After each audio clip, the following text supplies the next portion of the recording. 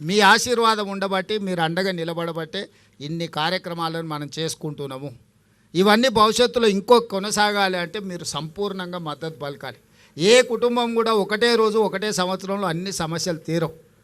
మనం ఇల్లు కట్టాలన్నా, ఇంటి ముందర అలుక్కోవాలన్నా, పండుగ చేసుకోవాలంటే కూడా ఇల్లు అలకంగానే పండుగ అవుతుందని పెద్దలు అన్నారు కదా. అట్లనే ఒక్కొక్కటి పరిష్కరించుకుంటూ వస్తున్నాం.